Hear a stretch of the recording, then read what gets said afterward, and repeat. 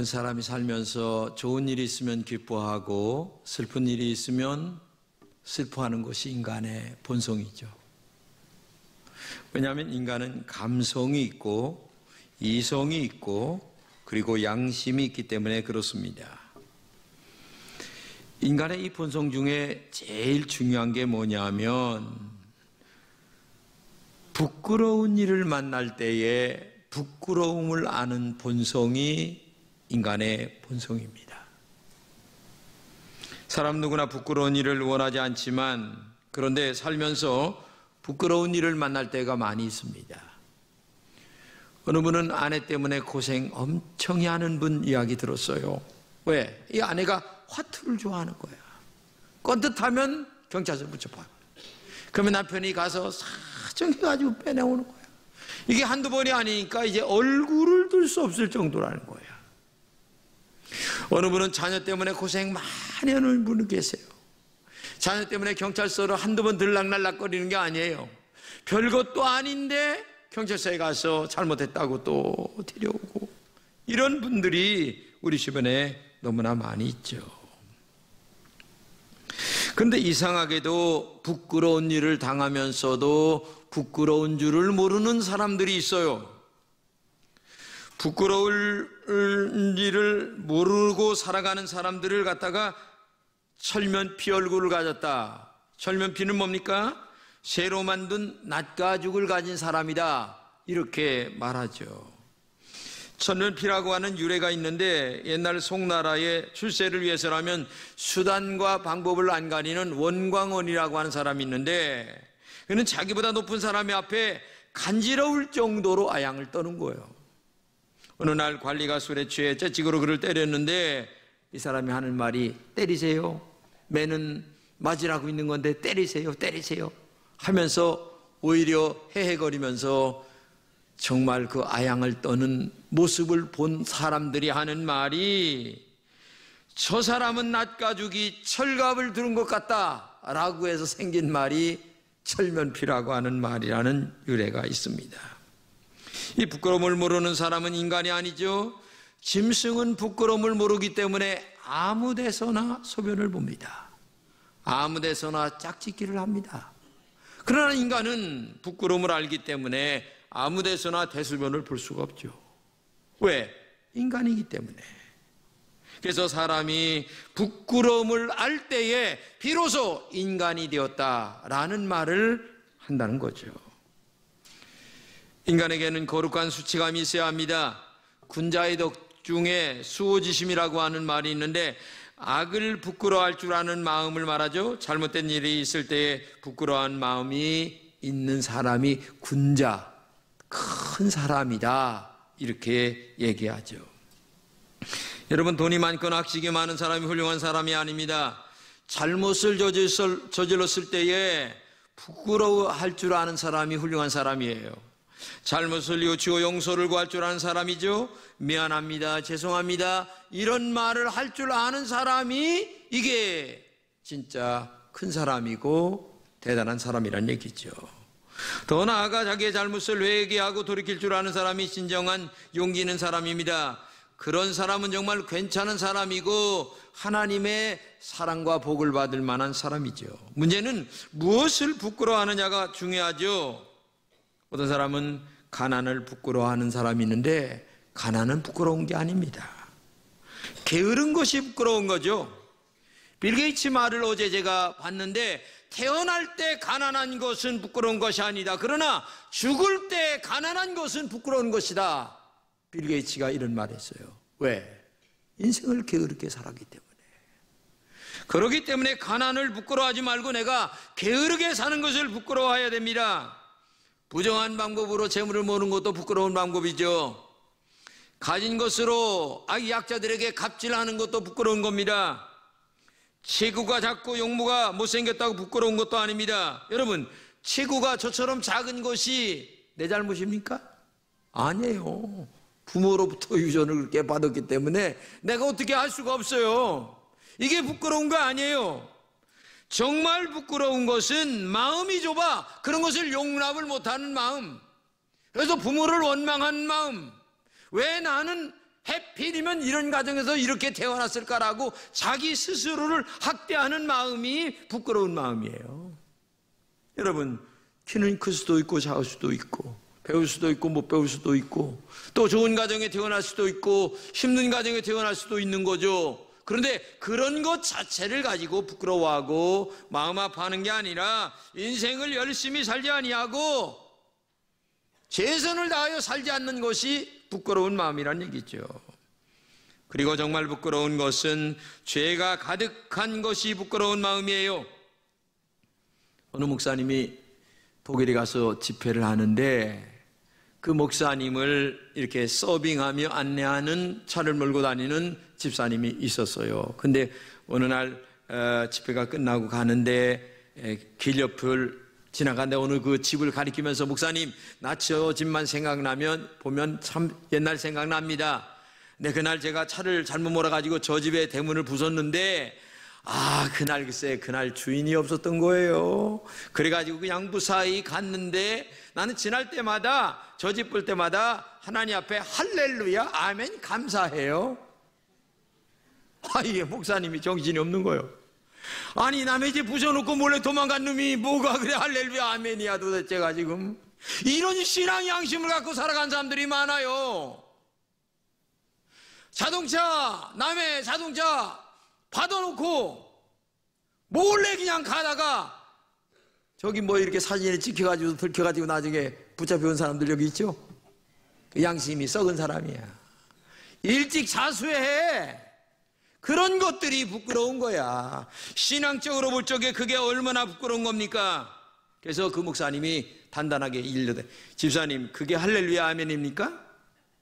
신앙 양심이 썩은 거 아니에요? 부끄러운 줄 아세요? 사실 그렇죠. 오늘 교인들의 생활 속에 이런 것들 아무것도 아닌 것처럼 보이지만 이런 것들이 얼마나 그 사람의 됨됨이와 인간성을 우리에게 보여주는가를 말하고 있는 것입니다. 그래서 신앙생활 잘하는 사람들은 거짓말 하지 말고 엉터리 신앙하지 말고 자기의 잘못을 인정할 줄 아는 작은 부분까지 진정한 양심을 갖고 살아가는 게 바로 신앙인의 모습이다. 어느 분의 이야기 진짜 들은 얘기인데 자기는 아버지 어머니가 집사님이고 권사님이었는데 꿀농사를 하는 거야.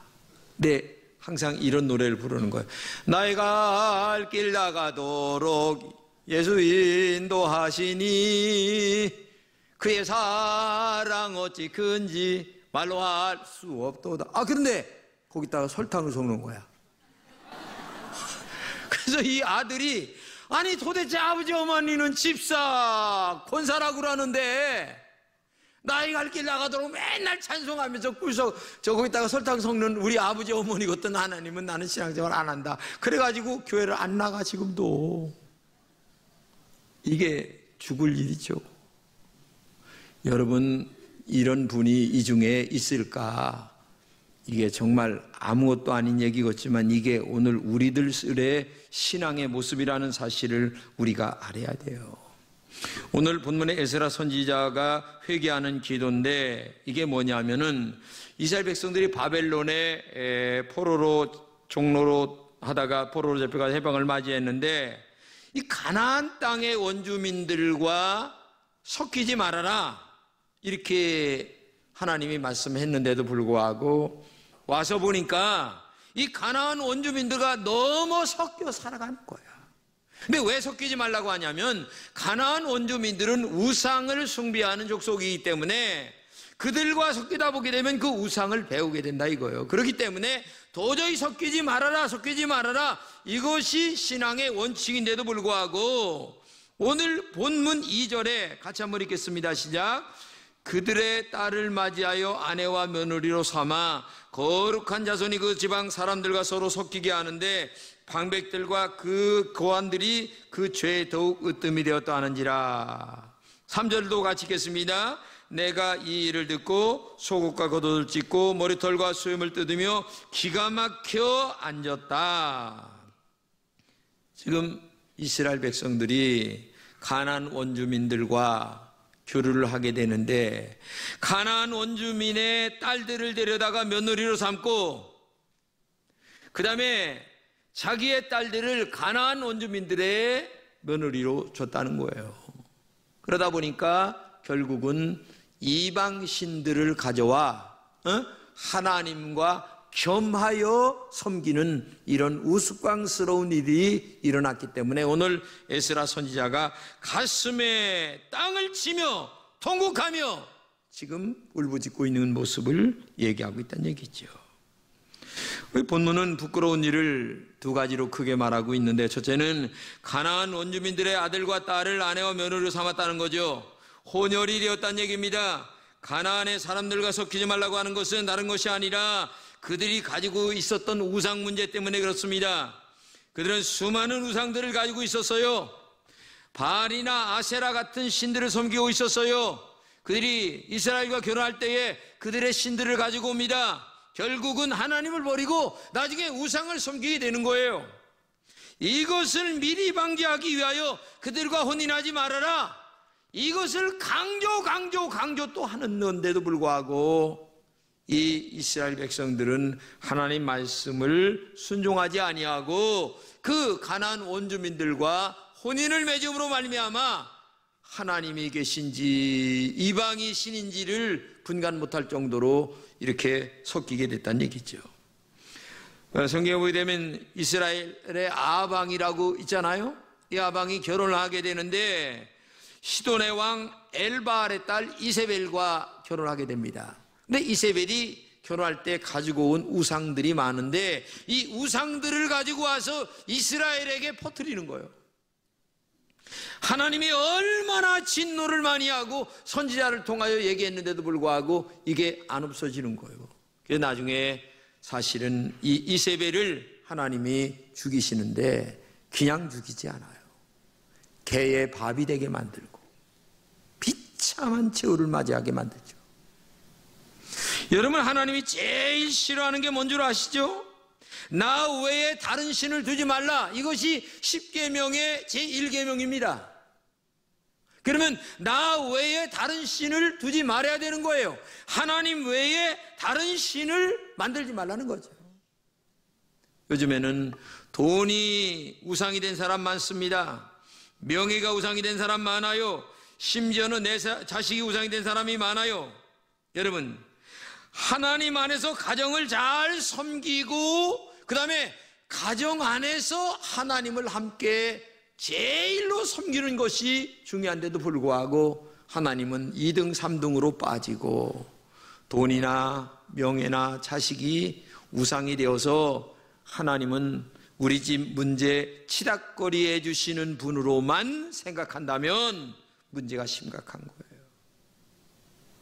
오늘 아까 간증하신 분들도 많이 계신데 그분들이 하나님의 치유를 받았습니다. 그 외에도 엄청난 분들이 많이 치유받았어요. 그러나 중요한 것은 오늘의 감사하는 마음이 마지막 하나님 나라 갈 때까지 정말 감사한 마음을 갖고 믿음으로 살아야 될 줄로 믿습니다.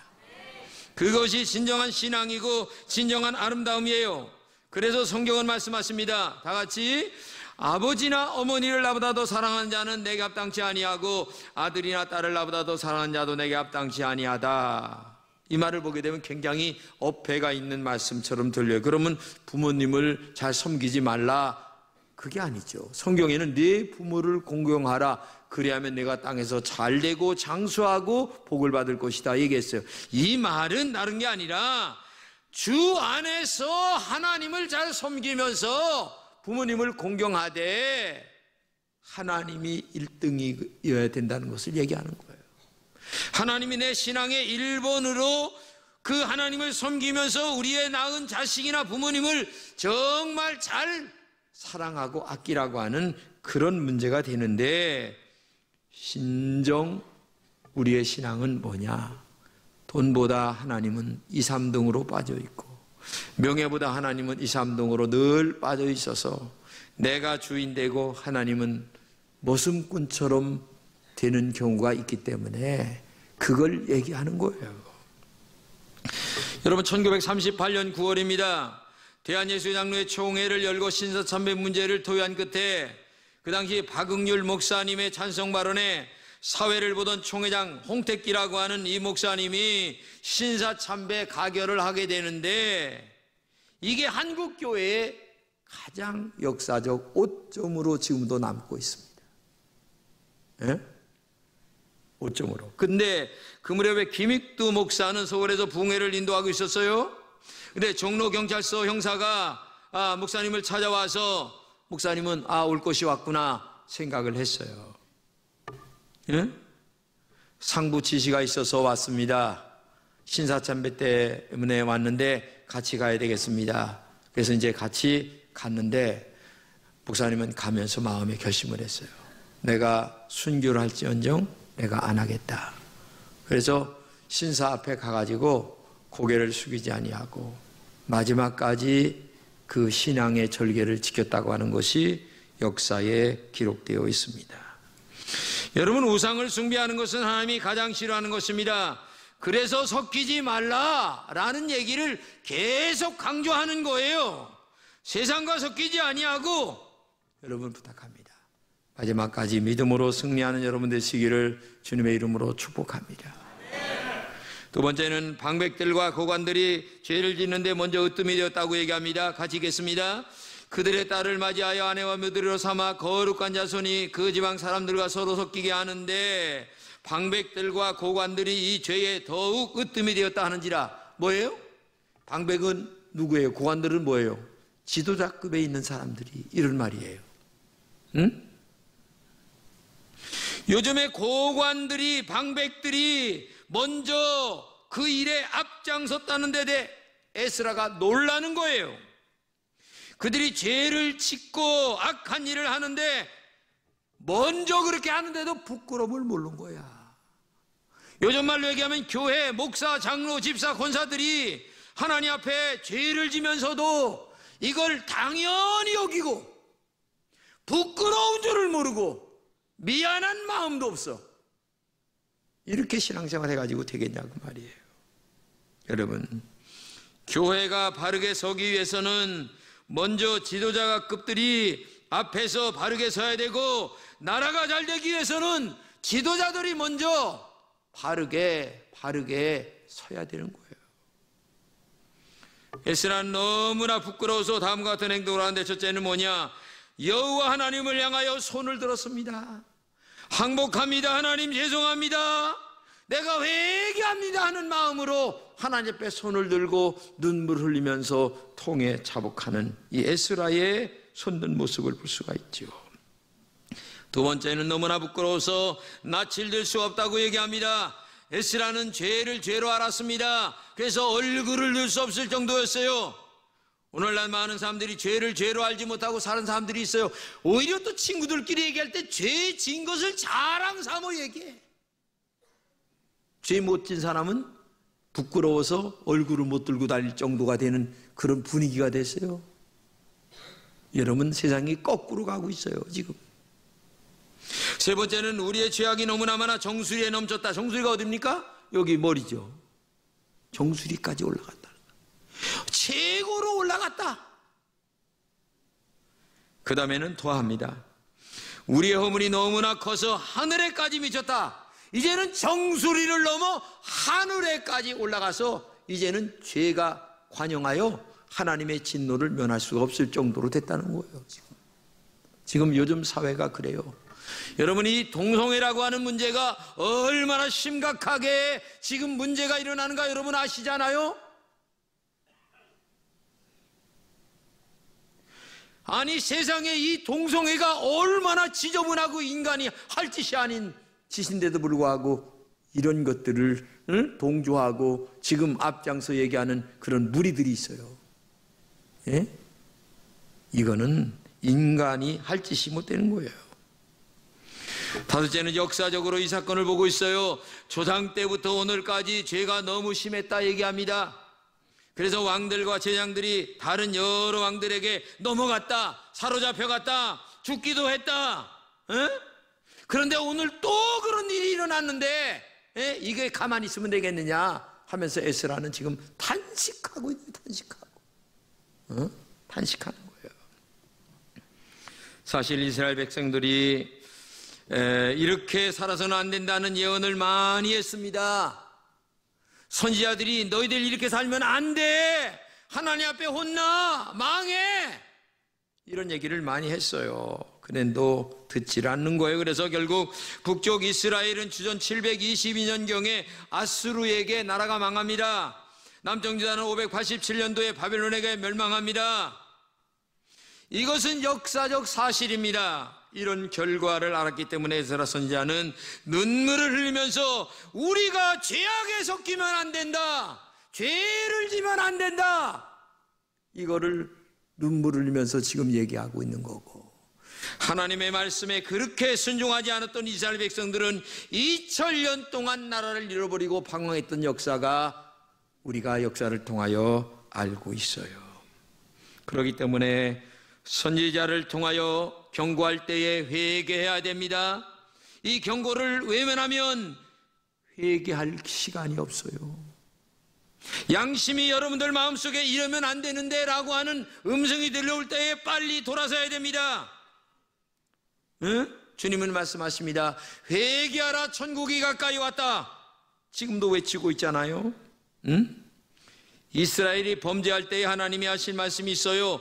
노략군의 손에 붙였다.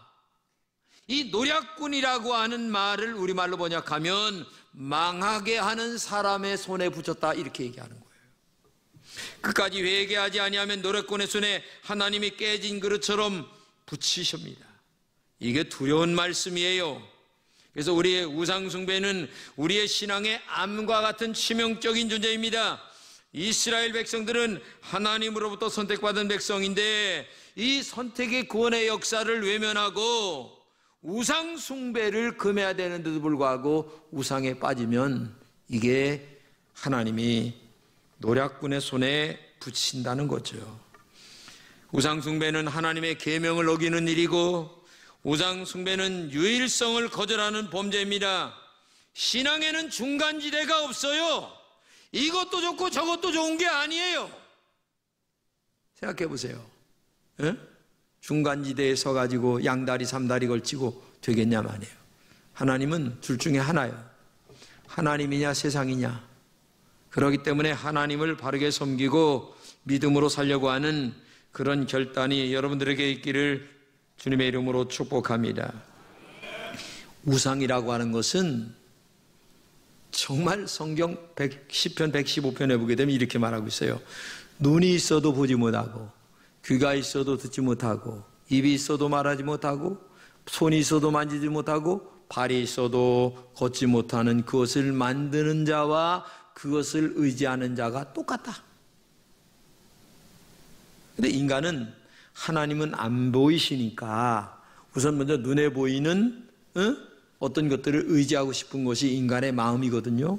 그러나 그 본성은 하나님께 돌아오라고 말씀하고 있는 거죠.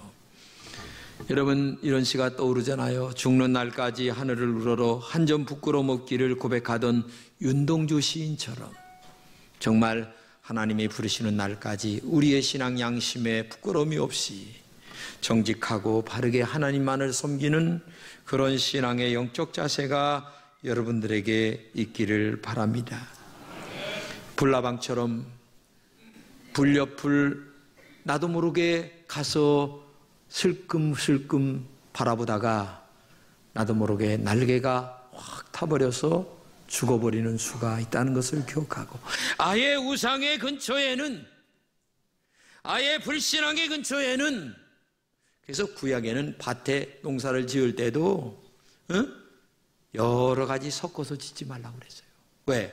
아예 너희들은 오직 하나님만 바라봐라, 믿음으로 살아라, 말씀대로 살아가라. 이것이 너희들에게 살아가는 가장 유일한 축복의 비결이다. 이것을 말씀하기 위해서 우리에게 얘기해 주고 있는 거예요.